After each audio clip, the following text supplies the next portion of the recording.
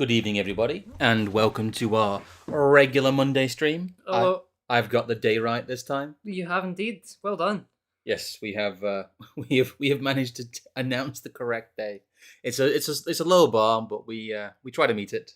It's, Yeah, we nearly had full fact responding to us last week about the fact that we informed people that it was Wednesday and this was misinformation because it was in fact not Wednesday. it was not Wednesday, my dudes. It is in fact Monday, my dudes. So let's all have a good Monday. I hope you're all having a good day. The weather's been pretty good here. It's been suspiciously windy. It has been suspiciously windy, as we do our federally mandated preamble before we start the stream Yes. proper. No, we do tend to go over just a couple of details here. We've been getting a few questions about those still going to the informal Nomos event. I'm trying to make sure that the systems are correctly working on Eventbrite. You will get an email tomorrow. I Yes. apologize for the last minuteness of this, but I've been trying to make sure that people actually get the details, and I'm not leaking details where they shouldn't be. So No. I'm trying to doubly make sure that the stuff we've got is correct because we're in kind of an odd situation with that. But thank you to everyone for bearing with us. I will send out a final warning for people who would like, refunds because I've already started issuing a lot of them automatically. But it's a shame that we had to basically cancel part of that. But you guys have been pretty good with it, so we're kind of almost not it won't be our last No. Nomos event. But don't worry, guys. If you're still intending, if you've still got hotels booked, there will be details forthcoming. A couple of you have let you know already. But quite honestly, venues have been quite bad with communicating with us, and I didn't want to Yes. give Well, people the- wrong information. I think that's the thing that people don't maybe always realize is that actually trying to organize these things in a transparent manner Yeah, it's and not difficult. put people in like unnecessary uncertainty is like actually very hard to do. Yes. And we would rather be very honest and just be like, look, this is how it is until we can put it forward for definite about what's actually happening. So please be patient and we will make sure that those who are interested, I mean, people could probably infer, I presume anyway, because we said it would be in central Manchester, nearby Oxford Road, Yeah. that the venues we might have picked for the same, or for this weekend around, might also possibly be just in the same area. Yes. We're not putting people out. We're not moving it around. It'll still be very convenient for people to get to. But that's enough about our kind of in-person stuff. Do come see us if you're in Manchester next weekend. Indeed. But we have an interesting selection this evening of kind of facts all in one place. It's kind of a follow-up really to a stream, one of the first streams on this channel. One of the first episodes of back when you were Trig. That would be too much deep lore for people if that was true. No. That's Everyone's like, "Where's Trig?" And it's actually just been me all along. yeah. It's just Evelyn. She does a funny voice. People do ask where Trig is. He's off in the real world, being happy in the real world. So firing crossbows and yeah, whatnot. he's firing crossbows and being stuff like that. So the weavers in the chat, but it's it's something I've wanted to talk about for a little bit.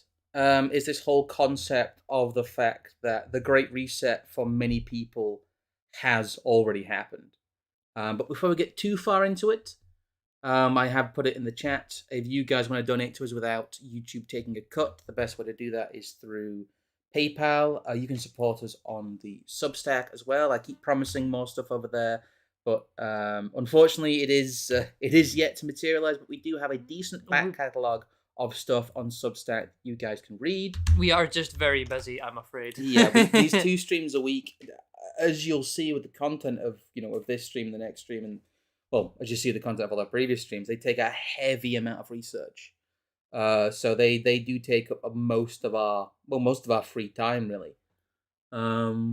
So if you guys want to support us, you can donate over on the Anti-Politics Substack because they take less money as well. Of course, we are fully monetized on YouTube, and that's because, of course, we have an undying love for the nation of Israel. Yes. People noticing the thumbnail. I'll address that in a minute because it's an interesting story where that comes from. We'll also be using more of that person's art within the stream as well, so more of that to look at. I'll say just one last thing, as obviously there's those supporters, but just anyone that turns up for the streams or interacts with them or does the algorithm summoning comments and this, that, and the next thing, it is all appreciated. Yes, thank you very much for your interaction with the video. Thank you for your donations. And like I said, we do have memberships as well if you guys want to support us on a recurring basis. Just, be aware that any interaction through YouTube does have a 30% cut taken out of it. But it is also the most convenient way. So we've tried other formats, and quite honestly, I've been dissatisfied with some of the solutions. So we've got PayPal, we've got Substack, and we've got the YouTube for people and supporters. But anyway, that's enough preamble. Thank you, Melon, already for the $2 saying I love the nation of Israel. That does keep us safe. I'm sure we're doing some interesting line walking here. But yeah, there's a sort of premise here that I think you could probably, I don't know, I mean put the premise forward and you can tell us via I was gonna say aspects of like visual storytelling, possibly just through the thumbnail alone. Yeah. But you've sort of got a rough idea that we're gonna look at the Great Reset as like 4 points. Yeah.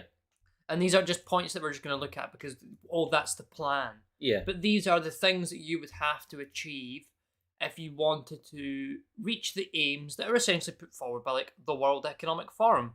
Now we know it's kind of like the boogeyman example for this, and there's a lot more clever stuff where you could go back to like old, Council of Foreign Relations documents or Rand Institute stuff, which we've done before. So we know it's all out there. We've discussed the fact that they're up to this, and we want to put forward the point that really where we are now, you aren't gonna combat the Great Reset because if you are under the age of 30, not born into an affluent conservative family structure, or born into some sort of rural area where you've got land holdings or something like that. Yeah. The Great Reset's already happened for you. You are living amongst the demographic reorganization, if you framed it here, which would obviously be the prerequisite to destroying family structures. Yes. Heritage, wealth, all of that. Centrally planned cities, because you're of course going to be beholden to labouring in some sort of cosmopolitan hub because you've been told that having a professional career where you've got almost no physical skills and all you do is plug data in a spreadsheet all day is the way to go. Yeah. Laterally, that then has a sort of effect of reduced population mobility. You become locked into what we now recognise as these 15-minute cities. Yeah. But ultimately, this is something that you can recognise in the form of London that's really existed since like the 90s. It's just the fact that the yuppies that were there making silly money back then made enough money and could buy enough things to satiate the complete erosion of culture. Or at least he thought so. Well, the way we're going to look at this, I thought it would be useful to define the aspects of the Great Reset that are most visible. I think if you talk to most people who are clued up on, the WEF agenda and all the stuff that's been conspiracy jacketed, they would pull out these 4 points. That, you'll own nothing, you'll be happy, there'll be mass immigration, there'll be these centrally planned cities, and you won't be able to go anywhere in them. That is kind of the cereal box napkin scribble version of the Great Reset, and them coming forward and putting it in these conspiratorial terms is actually kind of genius because as we'll be showing throughout this, these are things that have already happened. There is not a conspiracy to do these things because these things have already been done.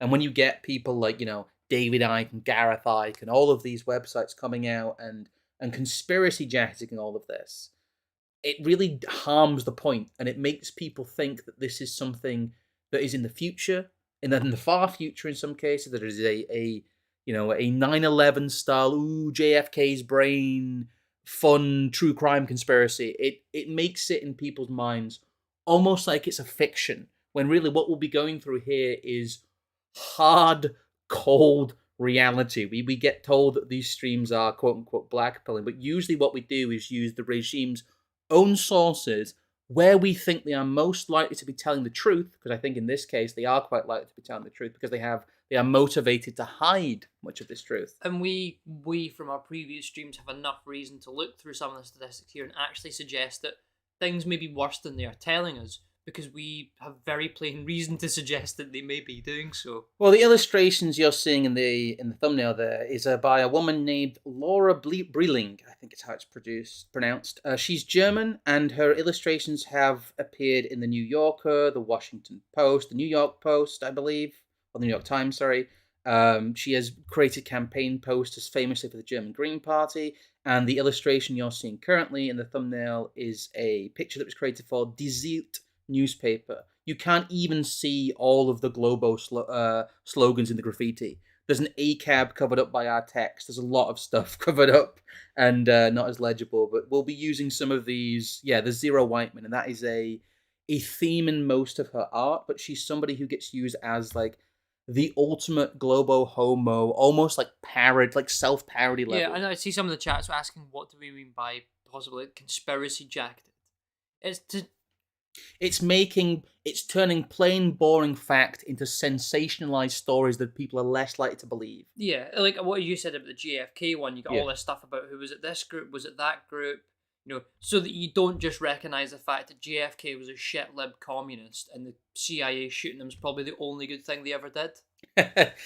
Ultimately, it doesn't matter. It doesn't matter whether JFK was assassinated or not, and that's the position that we take. But it becomes a larger part of the whole surrogate activity of like truth seeking. Oh, it's all about the truth and speaking truth to power. It's like, oh no. Oh no! For those asking, Ben Gale, no, this is not like a 4chan parody. This is not someone creating a dystopian image. This was in a German newspaper as an idyllic vision of a carless Berlin. That's where that image comes from, and that's why I want to use these because they're so cartoonish in a way, but they're such a sneering victory lap in many ways, and they're quite visceral in communicating the point. But that's enough preamble. We're running on limited energy today, so we'll try and get through these at a decent pace. We shall try and get through these at pace. Yes. Here we are at the first point, which is demographics. The demographic reorganization. We'll be focusing mostly on England and Britain as a whole, but there will be some wider kind of global and US stuff sprinkled in there to show you this is not isolated simply to the UK. It is a kind of a Western phenomenon in most of the quote unquote developed nations, especially Germany, the UK, the US, Australia, New Zealand, Canada. But also, like, we just live in Blighty, and this is God's country, so don't know, suck it. This is from quite literally gov.uk. These are the official government numbers about the population of England and Wales by ethnicity over time. And you can clearly see here that in 2001, the white British ethnic contingent of England and Wales was nearly 90%. Was 87.5%. And in 2021, it was 74.4%, which is a 13% drop. Well, that's quite a considerable difference as well. That's 9 out of 10 to 75%. It's 90% to 75% effectively. It is a very large drop, especially with the population increases we have seen. The fact that there's been such a decrease in raw terms, there are a lot more foreigners. Like the rest of these statistics as well, this presumes that one, they're testing against the correct number of total population, yes, which we know they aren't. And two, the thing I find so funny is like all of these things in like census statistics are predicated on the fact that like, well, of course immigrants are going to fill out the census in an honest and legitimate fashion. It's like, who you treat a kid? As we've talked about in previous streams, the idea that the numbers are reliable in terms of immigration. There's an article from The Spectator we talked about, which is one of the clearest acknowledged examples, because some of the other ones are contested very heavily, but about the fact that the amnesty for European immigrants who had no reason to fear their status was double the numbers that they presumed were in the UK. That's the kind of stuff we're dealing with in terms of unrecorded immigration here. So keep in mind we are using census data, but it is very likely that this data is a lot more rosy than the real picture is. But this is the raw immigration. And this is here, of course, a direct result of the market at work. Yes, it's just market forces. Well, here we can drill into it again. how country of birth and passports held vary across England and Wales. This is just a quick example about London here. Again, this is from the Office for National Statistics. London has remained the region with both the largest population of people born outside the UK and the largest proportion of people with non UK passports. In 2021, more than 1 in 4, 40% of usual residents in London, that's recorded usual residents as well, were non UK born, and more than 1 in 5, 23.3%, had a non UK passport. This is a small increase from 2011, where 36.7% of London residents were non UK born and 21% had non UK passports. 4% is quite a large gain. It's Yeah. 10% of the number. It's generally doesn't include That's students. just, that was going to say a Yeah, point I've added on top here, and this yeah, is something actually Maven pointed out on Twitter the other day. I think we've mentioned it before, but it's worth mentioning here. yeah. That in our immigration statistics, we don't count students No. because in theory they go back. Now that's all very well and good if there's like 2 or 3 thousand a year come and go, but when you're talking probably a block of people that are not far off their millions, I would presume across all the universities, all the colleges in the UK, we need to be able to make up for that and adjust whatever social services or this, that, and the next thing for that extra million people say. Yes. But they are constantly replenished and topped up by ever more foreign students coming in and replacing the ones that are leaving, and then you have this sort of entire demographic that then just becomes completely unaccounted for in any of these statistics. Yes, the student population who is considered basically non-UK residents. They're considered students, obviously. Mm. That's why the settled numbers of 700,000 possibly for 2022, as we talked about, don't gel with the 1.4 million visas that were issued in 2022. And the thing with the students as well is we know that they are a highly dependent group. Yes. The whole idea of being a student and being in training economically is it costs us some amount per year for the next 4 years to educate you, and then over the next 10 years of your working life after those 4 years of education, you'll make 4 or 5 times that back and benefit society on a wider front. However, if you only subsidise foreign people's education that they then go and make a profit with outside of the UK, it's like a lose, lose, lose, lose, lose. It's just so many compounding effects. Well, what I want to point out here is that in contrast, both Wales and North East England had approximately 1 in 14 usual residents born outside the UK. Similarly, Wales and the North East also had the lowest proportions of population with non-UK passports.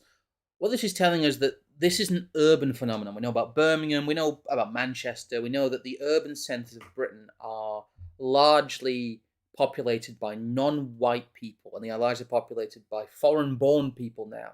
We've reached the point where we're counting, 40% of London is a first-generation immigrant, which is an insane figure, but that is the concentration you get within urban areas. And that becomes important when you look at the rest of the kind of picture, because all of these factors compound together for how people under the age of 30 in Britain experience their reality in Britain. Well, also just what the people under the age of 30 in Britain are now. Yeah. To some great extent. Well, we'll get to that, but this is extremely concentrated in urban areas, but it gets worse. The age and ethnicity figures directly from the ONS are hidden effectively.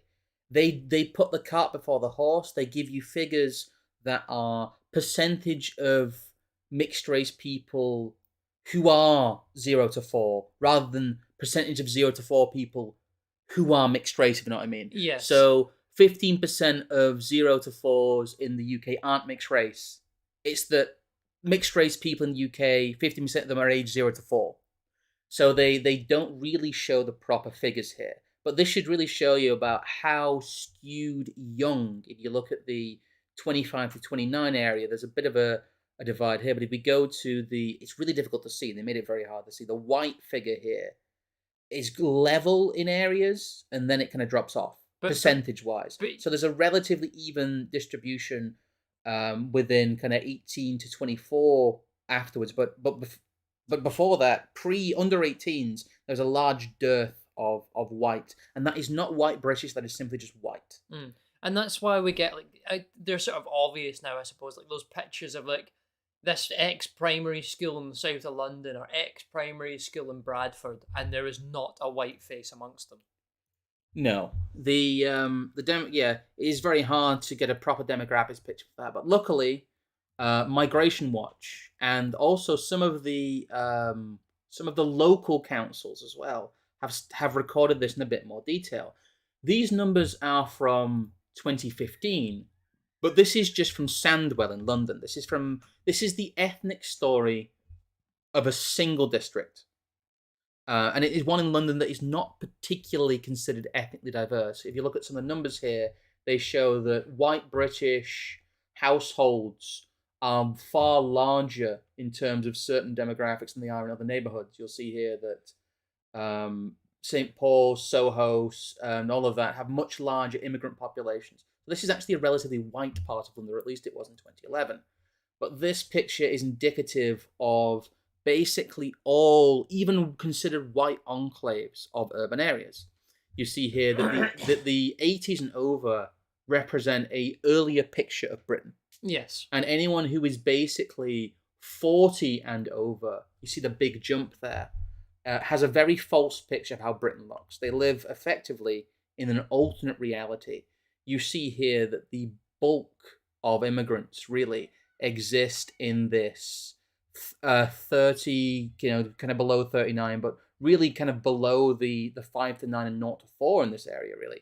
You see a hard divide there that you have hovering around about 50% of the population being white in these age groups, and then eroding steadily as you go from under 19s to effectively infants. And that is a familiar picture if you drill into the data throughout the UK, that you have this balance here where the white population, in quotes, is the top-heavy old people we're warned about. And when the boomers die off, it's going to become the situation where only 60% of Britain is white British at most. And as we'll get further on here, just look at that graph and imagine, because of course there would have to be the sort of, I don't know if stratification would be the right word, but the sort of dispersal of family connections that are broken. Yes.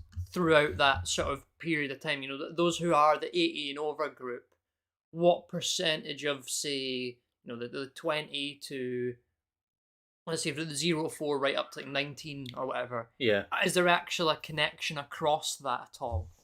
Or are we just seeing, essentially old white people in their 70s and 80s who have almost no heritage that they've passed on, and consequently young people being born who have no native grandparents or even maybe parents in some sense to actually look to?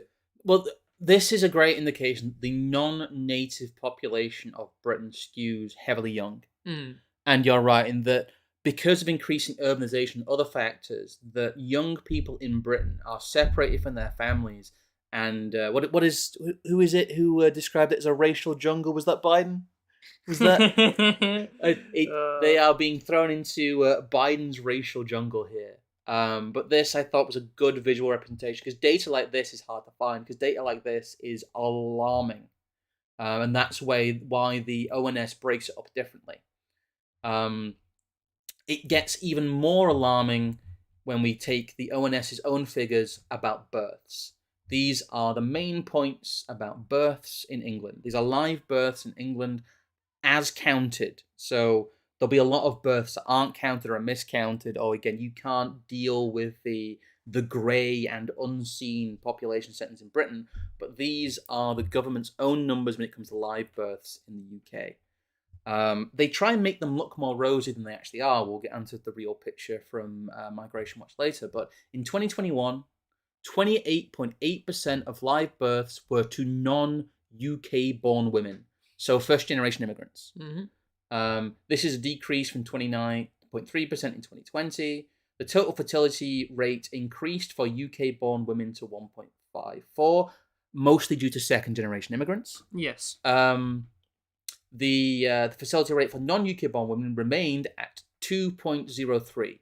So basically what you're getting is a 25% higher fertility rate for non-UK born women in the abstract, and not accounting for quote-unquote non-white British births, which is a large percentage of births that are counted as non-first generation immigrants.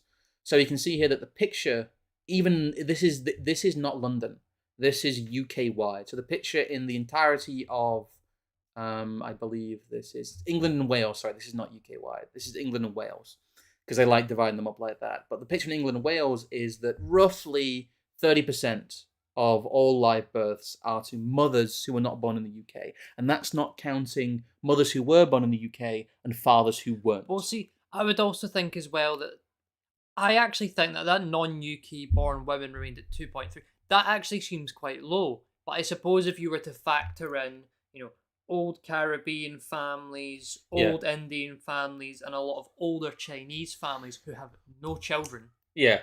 because they basically come over here as like cosmopolitan rejects from their own cultures, 20, 30 years ago, that you would find, the new families of Pakistanis, Assyrians, Eritreans, whoever's coming across now, the last 10, 15 years, that their rate won't be like 2, it might be like 2.5 or 3. Well, here's Migration Watch doing the heavy lifting for us, really, and here's their numbers on population increase due to births, and they show that non-UK born outnumber UK born in terms of population increase. Someone put a very good point in the chat. Births per woman is only half the picture. You need to understand the generational length as well. Yes. Which, of course, for those people who are going to be having more kids, is going to be shorter, which gets a compounding effect again. Meanwhile, now, what is it? On average, I think we've got other statistics for it later, but births are coming later and later and later amongst the native population. Yes, which causes issues and means that they will have smaller families. That is something I didn't want to tackle. That's its own rabbit hole. We'll probably get into that when we tackle immigration itself. But here are the raw numbers from Migration Watch. Between 2014 and 2019, the white British birth declined from 65% of total to 61% as a share of live births, which ethnicity was stated in England and Wales. So there's a degree of uncertainty there, but that's the best we can do. In contrast, while the total number of births to all other ethnicities is smaller, the share of births to all other ethnicities increased from 34% to 39%. So, not counting direct immigration, the birth impact in terms of non-white British is 40% in the generations of the last 5 years. So the generation of the last 5 years, without the input of immigration, they are 40% non-white British, which is massive. And this is why I keep saying to people that the Great Reset has already happened in terms of demographics. This is the best evidence of it. You're told that 25% of Britain is non-white, but effectively 40% of Britain in terms of its future is non-white British. And that's only ever going to get worse. Yeah, that's only ever going to get worse. That is a trend that is accelerating, and that's if we shut the border now. Yes. That's if there is zero immigration and emigration of native British people from now. That is the situation that we find ourselves in. And it's one that I think a lot of the rhetoric against the Great Reset is delusional in that fact, because it does not understand the current demography. The demography itself is put forward in the headlines alarmingly when it comes to 25%, but the 40% of live births in Britain being to non-white British mothers would alarm a great number of British people. Yeah, I think if it was put in those very clear terms to people, that in anywhere that isn't really rural Northern England or Scotland or bits of Wales, that essentially 1 of every 2 births is for non-white couple, is of mixed heritage or is Pakistan, non-UK heritage as a whole sort of category of its own represents all of that. Well, let's move on quickly. We can talk about some of the US picture here as well. But I think I might have actually missed something in the Migration Watch. I apologize. Because they have a thing about ethnic minority school children as well, which I think is a very, very good point. Yeah. Where's the school section? Sorry, I missed it. Here, there it is. This is the kind of rising rate of ethnic minority pupils in state-funded education. And their summary here is that the ethnic minority component of ages 5 to 16 school population in England has increased from 16.8% in 2003 to 33% in 2020, which is huge. Yes. That is a 17-year doubling of the proportion of ethnic minority children in British schools, in British primary schools. In 2020, there were 8.1 million pupils in England state-funded primary schools and secondary schools. In primary schools, 33.9% of these were of ethnic minority background, so 34%, so even more, and 32% in secondary schools. So it's higher than that 30%. I think they might also be talking about like sixth forms and things like that. But the percentage in the census is 34% of primary school children are non-British. I find it interesting in this graph here that they have, or at least they're projecting that the secondary school amount will overtake the primary school amount. So are they in here already suggesting that in 10 or 15 years' time, that some sort of weirdness is going to cause age-based demographic decline even within the immigrant populations? Oh, that's been long predicted. That's something we're going to have a stream about at some point, which is the fact that nobody's talking about all the research pointing to massive demographic collapse globally. That we will possibly go back down to like 5 billion people within 50 years. God, we can only hope. Well, it's on with the demographics in China. It's almost certain. But this is the scale of the problem here, and then we'll do a sum up at the end. But yes, 34% of primary school children in Britain are not ethnically British.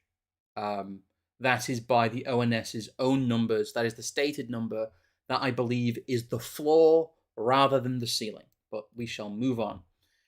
The US has long been demographically destroyed in terms of its future generations. I'm sorry. In 2012, the non-white births were outnumbered by the white births were outnumbered by non-white births for the first time.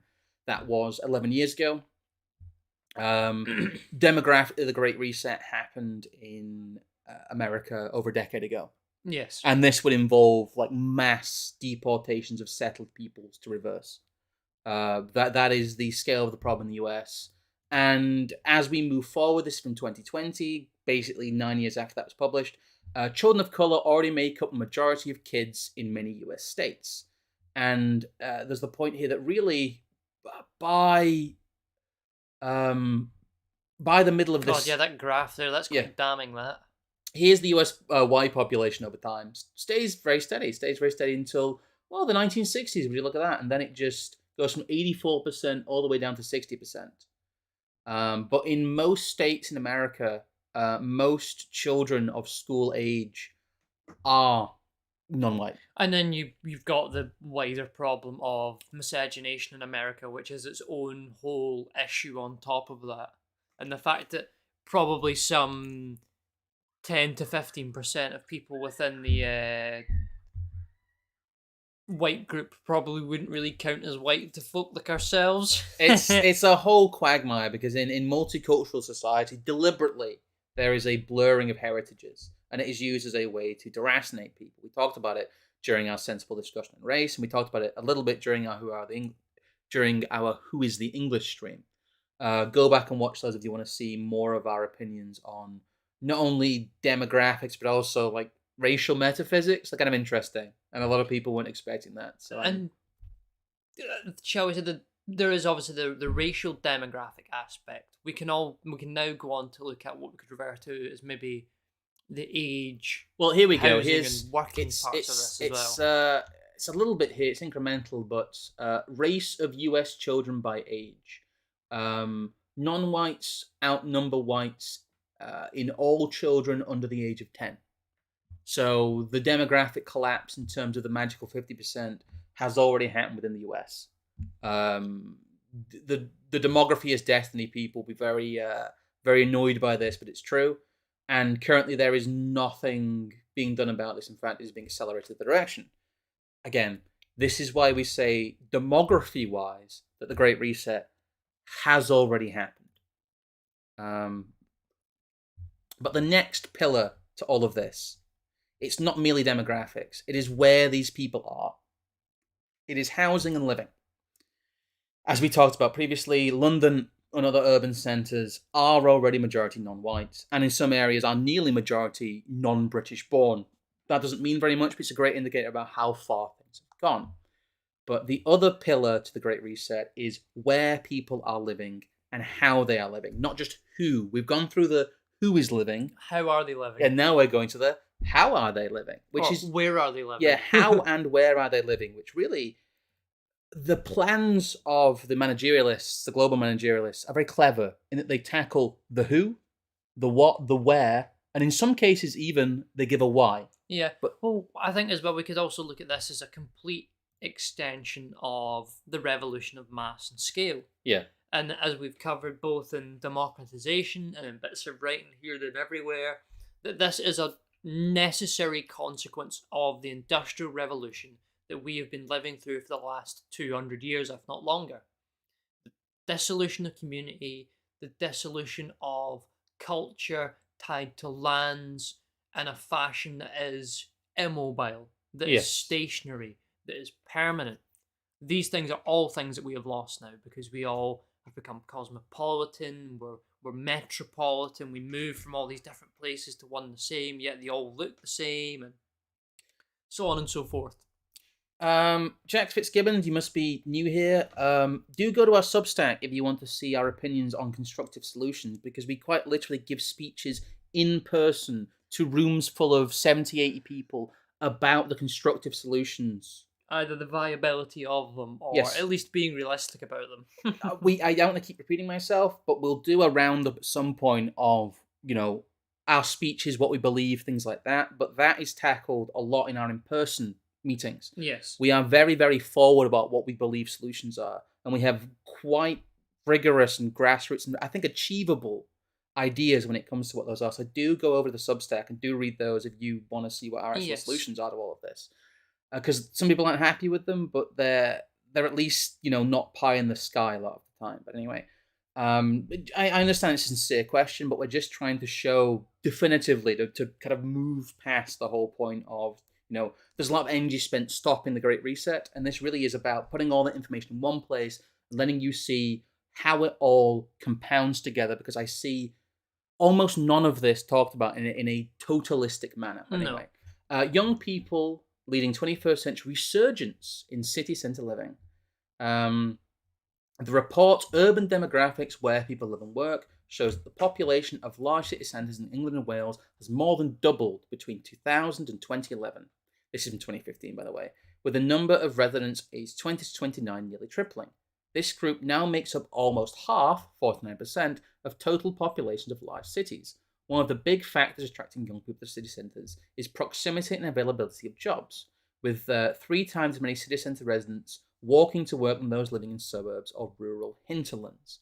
They talk about the hinterlands here and the fact that basically there is a mass demographic divide in England between the countryside, the suburbs, where you have a lot of under 18s and children, and the cities. Basically, everybody who is 20 to 30 years old in Britain lives in a city.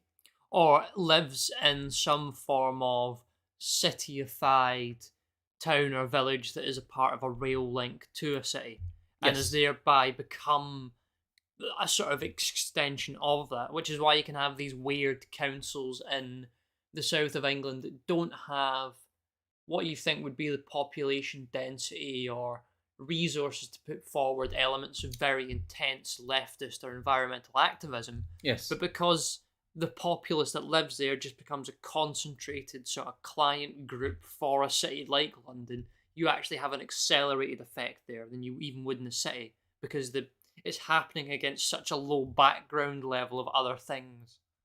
Well, it also points out that London has also seen slower growth in its city centre population in many places. So this urbanisation is not just a London phenomenon. It's happening in Manchester, Birmingham, all the larger cities in England and in Scotland as well, really, are sucking all the young people out of the quote-unquote hinterlands. Every time we go into Manchester, I am always horrified by the sight of the number of large tower block buildings being put up specifically to house both students and quote unquote young professionals, to Well, the extent that these things seem to go up basically every other week. yes, they do. I'm involved in some of it, and there is a mass scramble to build these ridiculous pods. These are the pods. Mm. These people, as we'll see, go into city centres and they live in the pod. They are already in the pod. The Great Reset has already happened for them in terms of housing. It talks about the rise for demand in citizen living has put serious stress and pressure on housing in many places. With the share of households in large cities classed as overcrowded having increased by 69%. Again, this is by design. This is population Well, look at density and population control 101. the bottom sort of bullet point there. People move away from city centres as they get married, start families, or get older. But young people aren't doing that. Yes. They aren't getting married. They aren't starting families. And when they do get older, most of them get old in a way that makes them sort of decrepit and, I don't know, essentially useless. Because, I mean, there's a whole wider point here of, what has the modern diet done to people? What does modern living in cities actually do to your physical capabilities? um Dutton complaining about you streaming the same time as him. It's nice that he sees we're streaming, but if he wants to set up some kind of schedule where we have handovers, I'd be very willing to. We were here first. Yeah, to be fair, this is our regular Wednesday. It's also, I believe he's doing a stream on buggery. So who else would he be talking about? Yeah, I'm good. I'm good. It's oh, that's kind of funny. We love you, Edward. We do. He's one of the good ones. But in terms of demographics, you see that young people are herded into cities. That is an obvious point. And I'm not going to go through it here, but I put the report in the notes. We'll have notes in the pinned comment, as they always do. I put the report in the notes for completeness for you to do your own research and look at the granular numbers. But really, the whole takeaway is that working age people in England, especially younger working age people, are disproportionately located in cities, even more so than they were in the 90s. So that's the takeaway here. The next part of this puzzle is, well, the factors that drive people out of the cities, out of the pods, are diminishing. Yes. This is from January 2022, The Guardian. Record numbers of women reached 30 child-free in England and Wales. And as we've talked about, this is mostly native British women. This is mostly white British women who reach 30 childless, overwhelmingly. Of course, the picture they choose to use for this article is a black family, yes. But they've got kids. That's weirdly like a sideways red pill, but we'll move past that. In 1971, just 18% of 30-year-olds had no children. Today, the figure has risen to 50%, reports the Office for National Statistics. Again, 1971 isn't a world away. This is post, 60s, post women's lib, in quotes. It's post kind of the UK version of civil rights. Well, I was going to say, I think we can do, through all of the results that we have in front of us here, and some of the more of the ones we're going to pick out, a perfect demonstration of what AA has been talking about for years and what we have also sort of talked about in similar manners, that you change the laws, you change the legality around behaviour, and then the behaviour begins to take its own form, and then that reinforms the culture itself. So, of course, in the 70s and the 80s, there's a push for the original women's liberation, there's a push for immigration, and then here we are, 50 years later, no one who's born as a white woman can be arsed having kids anymore. It's not that our country's flooded full of brown people. Now everyone wants to live in a city and eat bugs. Well, they don't, as we'll get onto, they don't want to. This is largely a result of economic reality. Mm. They do not want to live in the pod. They don't want to eat the bugs, really. Well, it doesn't matter if they do or they don't, is the point. That they will eat the bugs and they will live in the pod because they are incentivized to. Yeah. I mean, there is obviously the point that it's just more difficult to have kids today than it was before. It's more expensive, and the likelihood that you are an individual who happens to be essentially infertile is a lot higher these days for a whole host of reasons. Well, as we'll get on to, the living situation of these young people is mostly shared accommodation. How are you going to raise a family when you're in one of these homes of multiple occupancy, as you'll get into? When you live in your 30s in a single room on a decent wage. Basically, like student accommodation. Yeah, people are living in effectively permanent student accommodation to get to these, these places where the jobs are in these urban centers, and that really is why people aren't having babies. It's not a what we would think of as an emergent Yeah. choice. So there's And I no, yeah, just to make sure we're keeping ourselves in check here. There's no family structure that exists beyond one or two generations because everybody is either demographically split across different races or is essentially gentrifying themselves in modern cities and therefore being in a situation where they cannot have children for one reason or another, or they choose not to. And then this is all compounded across the fact that, well, then there becomes no way to hand wealth across generations. And even the wealth that does get handed across generations gets spent on rent. yes. Well, here's something from the ABC Finance Limited, who have collected some stuff in a weirdly again, weirdly reactionary stuff here from somewhere who's just trying to kind of collect stuff and show that people are renting. But it's called The Truth Behind Generation Rent. Recent figures suggest that up to a third of millennials may never be able to own their own home in their lifetimes. They have no option but for renting their entire lives, while half will rent well into their 40s. And really, they're just showing what AA showed. Oh god, yeah, the numbers at the far right of the graph here are just unbelievable. Well, this is from 1996. The number says, why is it so difficult to get onto the property ladder? And it's just a comparison of average property price to average salary. It doesn't go into labor hours and things like that, which makes the picture even worse. It actually makes Yeah. it double in some cases.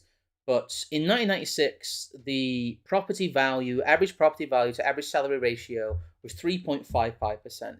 You could basically look at that as you would have to earn 3.55 years worth of the average salary, not spend a penny, and in theory you could afford a house. And in 2021, this is prior to the 2022 continued rise in property prices, the average ratio is 10.92. Now, like, to try and put that into some sort of thing that, because I suppose some people don't do the back of the fag paper math Yeah. for this sometimes, and that you would have to, you go to school, you do your 13 years of education full time, you go to university, you do your 4 years to get your degree, maybe you do another one on top for a master's. Yeah. You're already, 21, 22. You've then got to go do an internship for a couple of years until maybe you're 25, 26. Yeah. Maybe at that point you get in a job that pays something close to 40 grand a year. You then spend the next 5 or 6 years getting yourself on steady financial feet and paying off bits of your student mortgage. And then you're sitting there in your 30s still paying rent, probably still looking at another decade before you could actually save up to put down a decent deposit on a house. It's the simple fact that women are not having children, especially British women who live inside the system, are not having children because they do not live in family homes and cannot afford to live in family homes. Well, yeah, it's obviously there is an aspect to this that immigration and mass immigration to the scale obviously puts extra stress on the demand for housing. But consequently, as you're suggesting there, if people aren't cohabiting Yeah. in the same levels, if they aren't, I think about maybe the way my mum and dad did, where, okay, they still lived in a somewhat city region, but they lived in a flat together and had me. There's not even that happening anymore. So, let's put them 10, 15 years ahead, saying they're trying to sort their lives out now. What's the likelihood they actually cohabit and have a child together? Yeah. Maybe they don't. Maybe they live separately, and in doing so, take up two properties. Yeah, that's a huge part of it. Is the incentivization of single parent households as well has caused great pressure on the housing market. But the fact remains that in terms of income ratio, houses are more than 3 times more expensive compared to people's incomes than they were in 1996, which is just the raw factor of the fact that these people never live in their own homes. UK homeownership rates by age 30, baby boomers 50%, Gen X around about 45%, and millennials around about 30%, maybe just under. Here it talks about percentages of private single renters and shared properties, renting with others, renting alone. This is the big number here. Yeah. This is why people aren't having children, because 43% of 25-year-olds live in shared accommodation. Even those at 34 to 35-year-olds, it's 26%. And this is only going to get worse as time goes on. This is the generation we have now rather than the generations of the future. So if you look at the 20 to 21, it might not be 64% by the time they're 30, but it'll probably be close to 50%. And you'll find that the 20 to 21-year-olds 10 years from now might be looking at 70 or 80%. Or maybe even 90% of these people living in single rooms. Yep. These are people who live in single rooms. So 50% of people who are 22 to 23 live in a single room, which is a staggering number. And a lot of the other people live in small flats. Yeah. Well, that one you've got down there, that's basically an explanation of what we were talking about earlier, though. That the average number of working years it would take to save up for what they got standard 2-bed property based on 20% saving per month of average UK millennial wage, which is not achievable for most people. Being able to put 1/5 of your wage away is actually a great privilege. I got Greater London 15 years. But I don't want to go into too much detail, but that's the reality of the living situation. They don't have kids, they live in cities, and they live in cities in pods around brown people. That's what I'm trying to get you here. The situation described in the literature of the Great Reset is the reality for people under 30. That is what's going on here. And we're going to keep hammering you with it because it keeps getting worse. Why are more young people living with their parents? This is from February 2016. But again, even from 1996, again, the percentage of people, or the number of people living with parents, 1 in 4 young adults were living at home in 2015.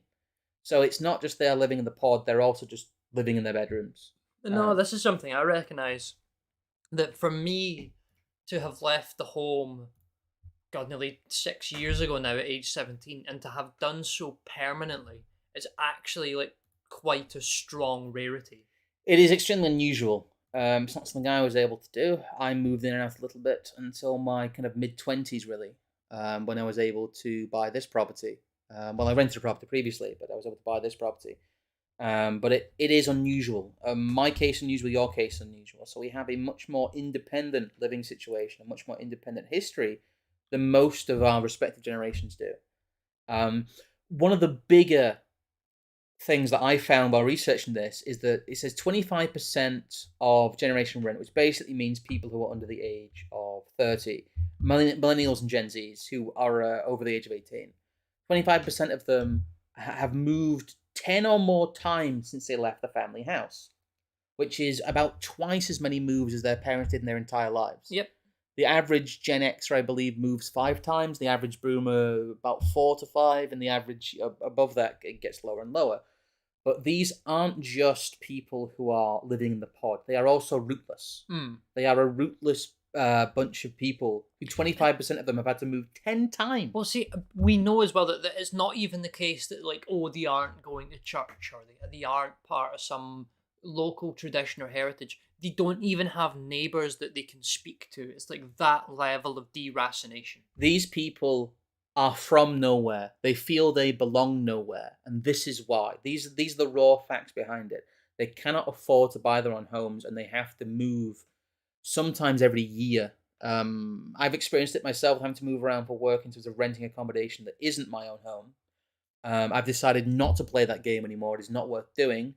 But that is the reality for many young people, that a quarter of them just have to keep moving almost on a yearly basis, which is a sorry indictment, really, of the current state of things, and one that should show you that why these people are so rootless and so hopeless and so easy to control. Yes. Again, this is Great Reset, people moving between pod stuff. It is nightmarish, but this is the reality for under 30s in Britain.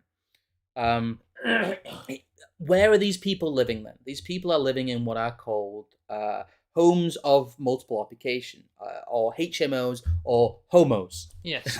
Basically, take like what would have been a big 3 or 4 bedroom house that would have been owned and taken care of by an entire family, extended relatives, and a whole host of children with possibly like a decent plot of land on it.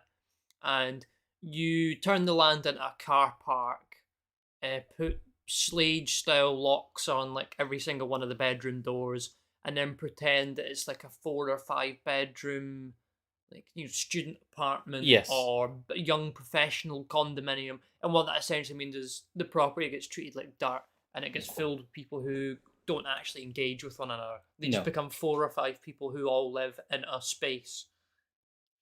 It says, against the gloomy outlook, how will residential investment property fare? The stuff about homes of multiple occupants in the UK is not collected by the ONS. They deliberately turned a blind eye to this. Most of this is basically property heads drooling about the return on investment and the lax rules now surrounding HMOs. The increase of the provision of homes of multiple occupancy, HMOs, over the last 10 years has seen the trend for single adults and couples to remain in shared accommodation longer. Large portfolio landlords saw a healthy growth in value over 2021, but the value of one bedroom accommodation has decreased. So, what it shows is that people, it's a council tax dodge. I've done it myself. If you live in a one bedroom flat, it is not very much different than living in one of these homes of multiple occupancy, Hmm. except you get charged council tax. Yes. So So, there's no reason to live in a no. property that you have complete ownership over. I mean, Yeah. that's kind of the way that we really should be looking at this here, is that not only do these people in these HMOs, not get along, they don't really have a proper social setting, they're using a house that really should be used for family. They are also just like, I've sort of somewhat lost my train of thought there. No, I forgot where I was going to Well, go. the slums Yes. is the issue. That these homes of multiple occupancy are a sign that people can no longer afford to live in studio apartments. Yes. If you are under the age of 25, you are very likely, if you live away from your parents, to live in one of these homes of multiple occupancy. But sorry, yeah, that's what I was going to say. They don't even live in a single property that they at least rent exclusively for themselves. Yes. There is no sense of ownership even over your kitchen, because that's now it's a shared space. It's communal living. Well, like I said, the big thing is that these are slums. They're just dressed up slums.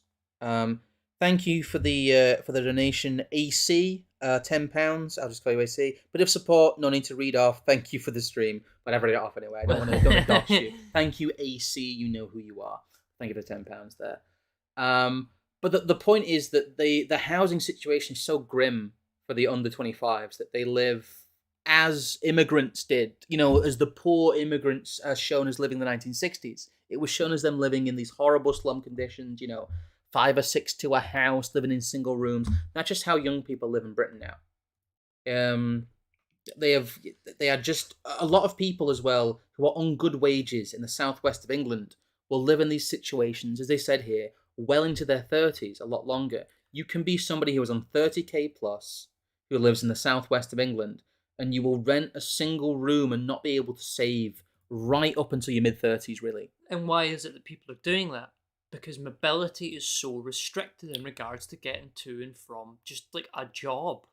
Yes, the next part of this puzzle, in terms of the increased urbanization, the demographic collapse, is the fact that these people cannot leave where they are. Yes. And if they do leave where they are, they have to move city. They have to go from city to city, from urban, hellhole to urban hellhole.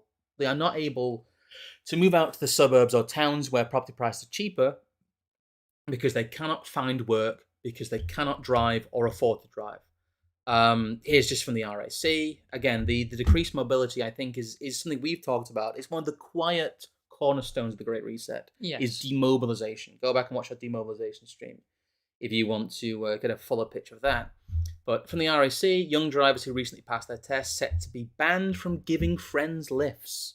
So even but what about the environment, Mr. RAC? It's just well, that's the government talking. It's not Mr. RAC, but it's that there's this ridiculous cartoonish. Again, if you are a young driver, you have a black box. Yeah. I don't have that on here, but basically, if you are under the age of 25 and you want to insure, well, you want insurance, period. Yeah, you legally can't get it without basically a tracker nowadays, which in and of itself is ridiculous, because what's like an average insurance plan on a cheap like 1 litre motor nowadays? We'll get into that. Because we're getting close. We're already 8 o'clock here, and we've got Yeah, quite a bit to go. I'd rather not be here till 9.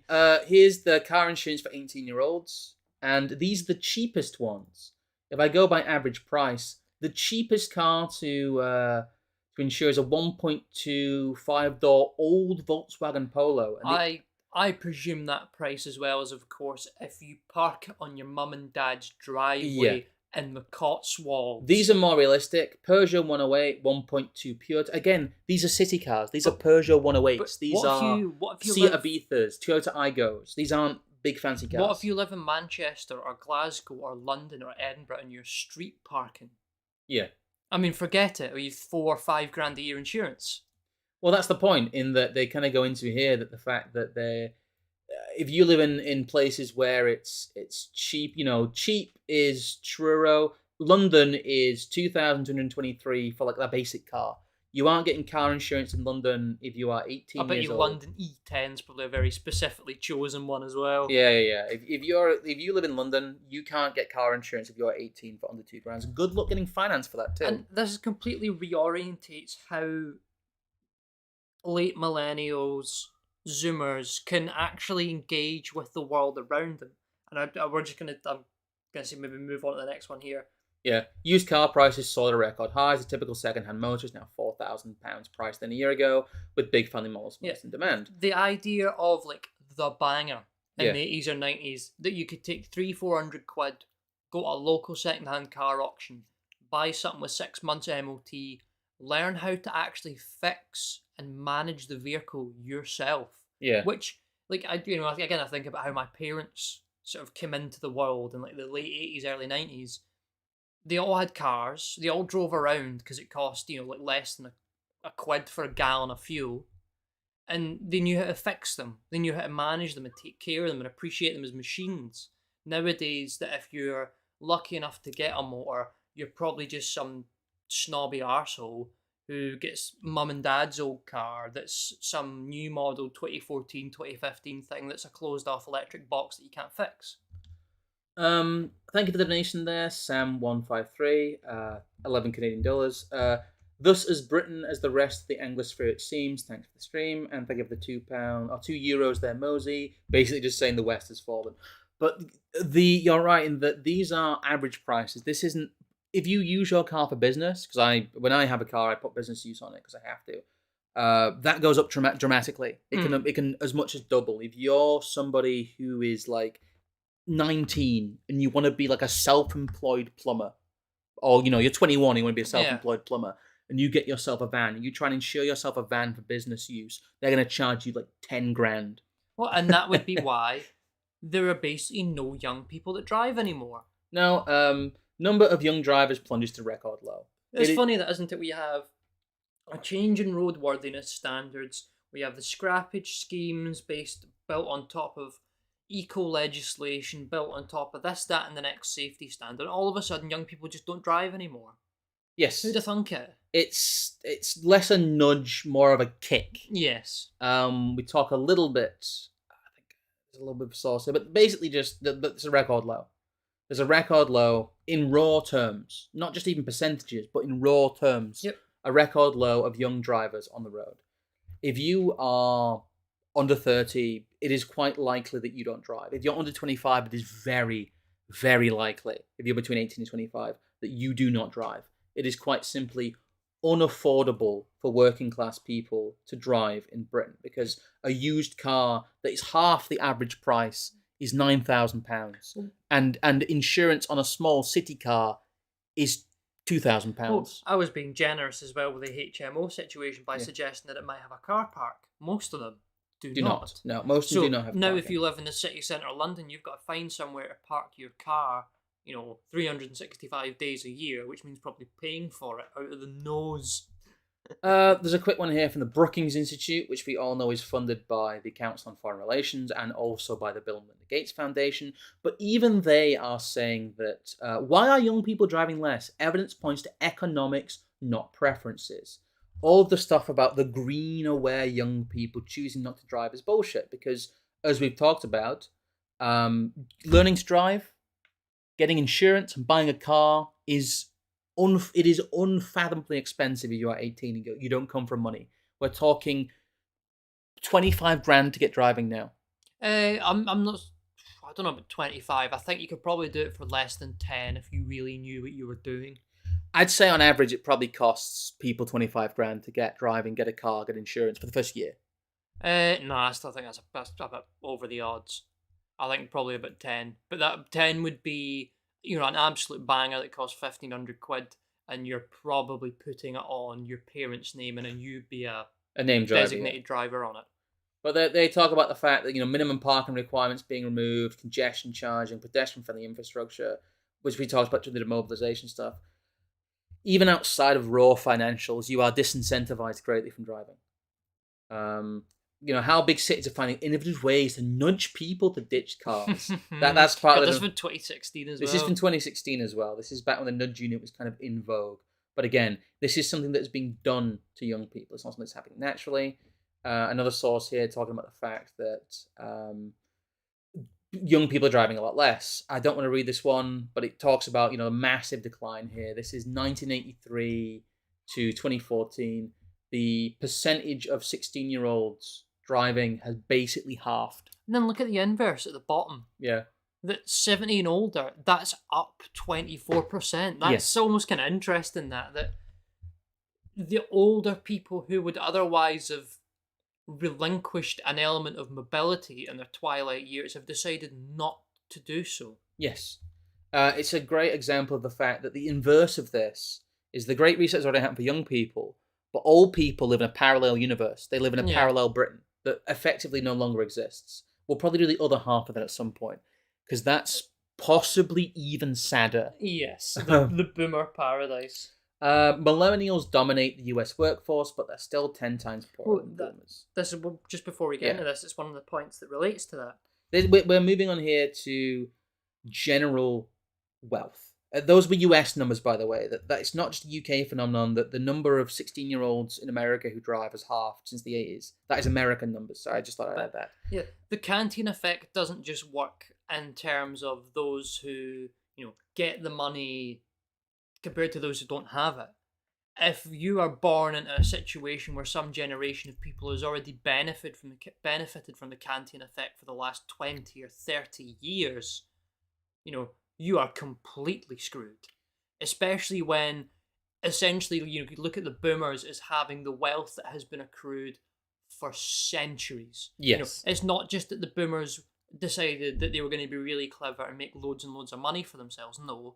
They took decades and decades and decades, if not centuries, of generational wealth and have squandered every single penny of it. Yes, they were the last generation to not be hit by the modern version of inheritance tax. Meanwhile, anyone that's been born after the fact has lived in an ever more difficult situation to build up any sort of wealth at all. Yes. Moses, post-war USA was unique. Yeah, post-war USA was based on the utter destruction of Europe and then profiting off it. But we've moved on to our generational wealth section here. These are the 1-2 punches of why they own nothing. Because if you are, so millennials dominate the US workforce, but they're still 10 times poorer than boomers. This is really just an insider article from Business Insider talking about the fact that generation holds just 4.6% of the 5.19 trillion of US wealth, and the fact that they are a lot poorer in terms of their net worth than their parents were at the time. This one's a bit of a fluff article, but it's again more of us using mainstream sources to illustrate a point in that the millennials are universally acknowledged to be far, far poorer than their boomer parents were. Here's the reference. Here's the one they reference from the Institute of Fiscal Studies, which is intergenerational differences in income and wealth. The evidence. This has like the full set of charts in it, and a lot of them are quite hard to read. But this is a deeper look, and this is more of a research for you guys thing. But this is where these numbers come from. I'm going to skip through this one because it's a bit dry. Millennials are paying more for less. The Times. They go into the fact that really, in terms of it being a taxed base, millennials pay more tax in taxes and yet receive less in state services than any generation since the war. A new analysis forecast. Not only are they 10 times poorer at the age of 30 than the boomers were, they are also being soaked by the state a lot more. So their wealth is going less far. They are being used as a fleece to beat, to get tax base, to subsidize the boomers who are far richer than them, and have had a far higher standard of living throughout their entire lives. Oh, yeah. At best, you maybe are someone who is, late Gen X, early millennial. Your parents, and this is one of the other important points we're going to come back to in a second. Your parents have stayed together. Yes. They're able to pass on a non-mortgaged house to you, and then of course if it costs any more than 400 grand, you get taxed on 40% over that, which means in a lot of situations most people will be lucky enough just to inherit some debt, Yes. or the 50-year mortgages that we looked at a wee while back. um, it's a well-worn pattern. I'm not going to go into that. I don't think I have to prove to you generationally how badly off like under 30s are compared to previous generations. That is well-worn ground. Again, there's the stuff in the notes for this. If you want to go over it yourself. But it's just that all of these things compound and interact with one another, and I thought that one of the cruxes that I added to the notes when I was looking at them earlier on is the divorce rate. Because if you don't have two parents of your native born ethnicity handing down both culture, skills, wealth onto you, then you are separated from the practice that basically everybody born before about 1960 knew as the norm. And this is one of the biggest aspects of the whole, great reset, re-engineering of Western culture into something completely different, is that you do not have two parents and an extended family who you live nearby, know well, get along with, and can integrate into your own family life and career and mobility. Yes. All these things are intersecting. And as soon as you start to break certain elements of it, and I think this being one of the biggest ones, of course, because I think in the 60s and 70s you have the end of like no fault divorce, or the start of no fault divorce, and completely reorientating how those sort of laws and situations work socially, and the culture on top of that of, oh well, now men and women must deal with each other on an equal footing, and this, that, and the next thing. There is that link is completely broken.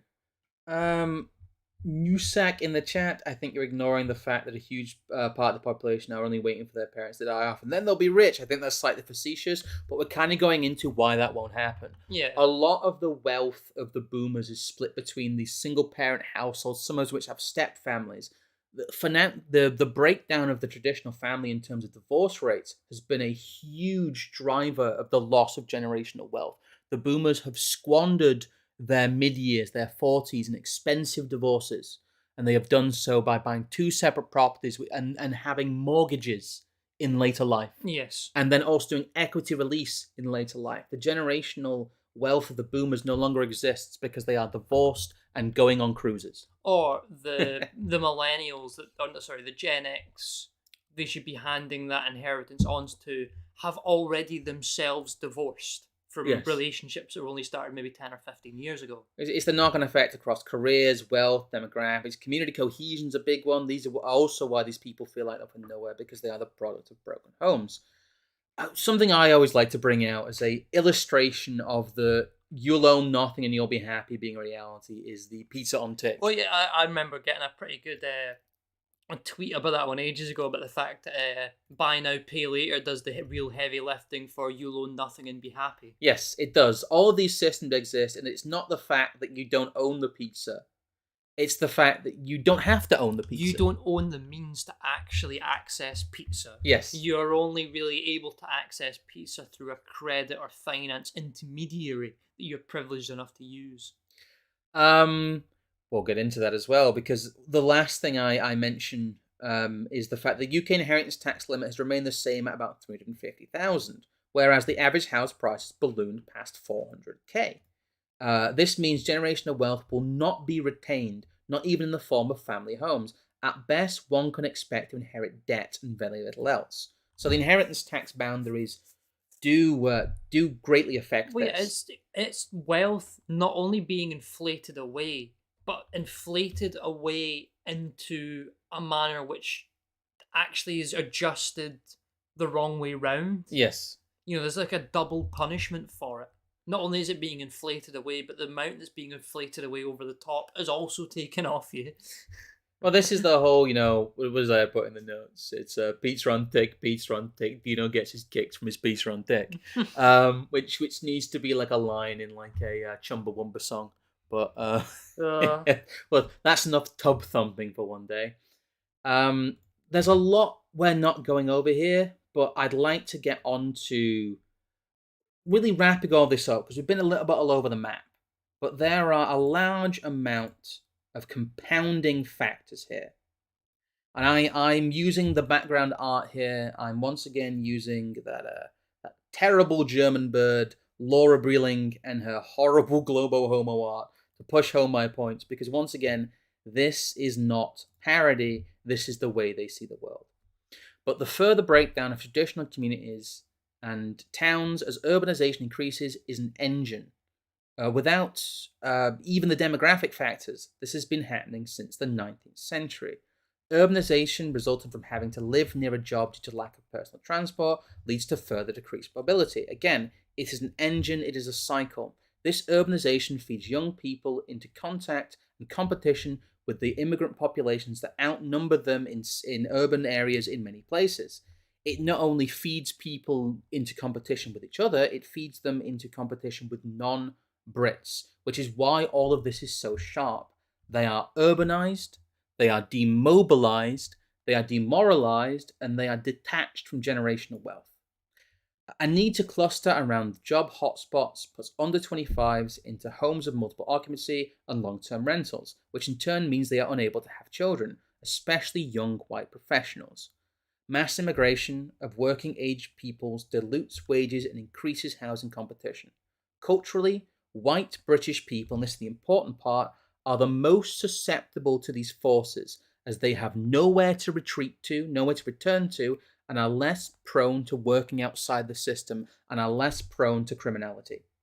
That is the big point in that if you, as we talked about during our Crime and the Cash Society stream, if you factor in the willingness of immigrant communities to break what are cultural taboos with white British people, they are able to gain large advantage.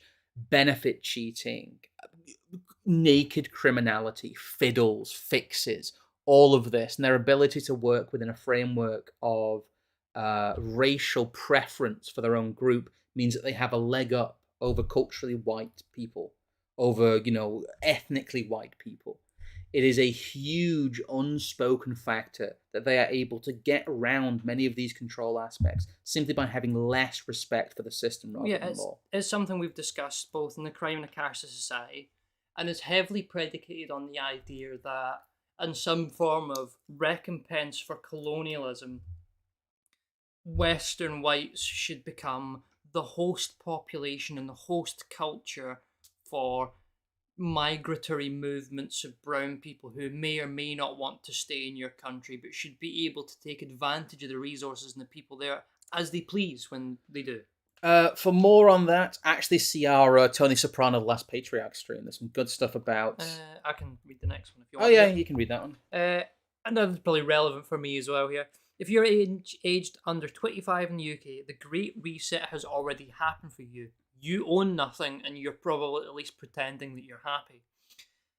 If you're over 18, you likely live in a single room or with parents, you do not drive, you are urban, rootless, do not have savings, and you have to be subservient and moving around to Yeah. suit your career and your income. Demographically, people your age are far less likely to be born British and far less likely to even have two parents. Never mind for those parents to actually be ethnically British on Yes. top. So it's again this compounding set of effects. For those under 18, they are between 31% and 40% non-British. This only gets worse the younger you look, as we saw in the graphs earlier on. Yeah. And as these children age and migration stays high, as it seems to be, Yes. this will only increase and get worse. The strategy is simple. Create incremental and sometimes a rapid change in the shape of UK generations and wait for those from an older worldview to die off. The same will happen with, say, something like the Brexit vote. Many of the over 65s who voted Leave are now dead. Demographically, they can simply wait out democracy as the next generations are transformed largely by immigration and children of mass immigrants. Demographically, those people support certain causes and vote as reliable blocs. Why re-engineer a populace when you can engineer its replacement and heighten the dying off process? Now, that's not to say that we only believe that this is something that affects voting. I believe that's very much a secondary aspect of it. Yes. Because one thing I've always been very, very adamant about, and you will see people do this, they do this to this day. Many an American political commentator, your Tucker Carlson's, whatever, will talk about the Great Reset and the fact that the Democrats are using it to fix voting. Yeah. When that's such a long way down the line to the actual effects. What about the ethnic disparities, or the fact that your culture's been eroded, or your people are both being literally and figuratively raped? No, that comes secondary. The fact they're playing around with the voting numbers. Well, it is secondary, but it's also a very visible example of them celebrating this process. They are able to celebrate this process through the vector of the meaningless democracy. But that is part of the victory lap. And that's the way I want to frame this. The strategy is simple. Create incremental and sometimes rapid change in the shape of UK generations and wait for those from an older world to die off. They aren't going to go after all the people who are flag waving, the British patriots who remember the pre-60s, because they're all going to die soon. Yeah, they'll just play the long game. They can simply wait them out, and that is the point. By the time the people who are in their 30s reach their 60s, the reality will be that all that we see demographically and all that we see lifestyle-wise will be their normality. And the victory lap, I believe, will be, when there's inevitably the next Brexit vote. Do we want to add the last two little bits we've got here on top of this as well, or should we finish off here? I just want to talk about many of those who over 65 voted We've leave already and are read dead. this out. Demographically, demographically, those people support certain causes and vote as reliable blocks. Oh, so we've already read this out. No, we haven't. I read it out earlier. Yeah, but the big part is as well that not just voting blocks, but they are able to act as cultural blocks. There's a couple of bits I'd like to get. Well, there's the sort of you've mentioned here, like, what are we leaving out? Because the situation is that it's actually worse. Yes. 7 in 10 young people are worried about a climate crisis, which, fair enough having like 10% of your population worry about like the woke or culture war dialectics bad enough. Imagine having 30 or 40% of people being a constant sort of psychosis about the environment. Well, this is stuff. This is going to have a lead into Wednesday. On Wednesday, we're going to discuss this stuff more specifically about the kind of belief systems and what kind of will be the fate of Generation Z. We talk about viewers, praise, hope-filled Channel 4 school. Channel 4's the school that tried to end racism. As pupils as young as 11 are experimenting to change their unconscious preference towards white people. Actually, like Pol Pot back in the fields, you will not favour your own people. Gun to your head stuff. But this obviously relates back to the whole skill collapse thing, because yes, even the idea of education as socialization has broken down. Yes. It doesn't even do this anymore. Youths are born online, and post 2000 really should be studied like some sort of different social animal than how we otherwise normally understand human interaction, because they don't have the family, they don't have the nation, they don't have the community, they don't have proper careers, they don't live in proper homes. No wonder they're a mess. Yeah. There's a quick one to finish up here from, yesterday, I believe, which is Rishi Sunak has set the new target for migration to be less than 500,000. Mission accomplished. Which is funny because when the Conservative Party first got into power, the target was 90,000. Interesting one, but this... We're leaving out, the stuff that can get worse, basically. We're taking a snapshot and extrapolating it forward, but even as the conditions as they stand now, if nothing else changes, the Great Reset has already happened for everyone under the age of 30 and will continue to be their reality as their age. That is the main thesis of this stream. I hope that we have provided a good enough body of evidence for it. I will once again do a little bit of shilling. Like I said, we are still monetized. If you guys want to become members, that's the best way to support us on a recurring basis. Thank you, Tank Imperator, there for the 11 Canadian dollars. A wonderful example of why voting and ultimately democracy is a scam, because they can just go in and like actually engineer entire generations. Yes, it's kind of low in the totem pole. Fishy Frenzy donated £2. Said seems the Conservatives added a zero to their pledge. It seems, yeah, Yep. yeah, they added a zero, and that's all they've done in 13 years. They added a zero. Once again, do leave a like, do leave a comment, do go over to the Substack if you're interested in our solutions to this, as people talked about, because the Substack does have a large back catalogue of content that talks exactly about how we get ourselves out of this situation. Again, thank you for coming to the stream. Thank you to everyone who donated. Thank you to all of our members. Do look out for the pinned comment if you want to go through the sources for this stream. I'll not get too long in the tooth, and I'll say a big thank you to people who are still coming to our informal Nomos event. You will get details, do not worry. We'll see those people Friday, Saturday, and you guys have a good night. If there's Yep. nothing I need to add, We'll see you Wednesday. Good night. good night.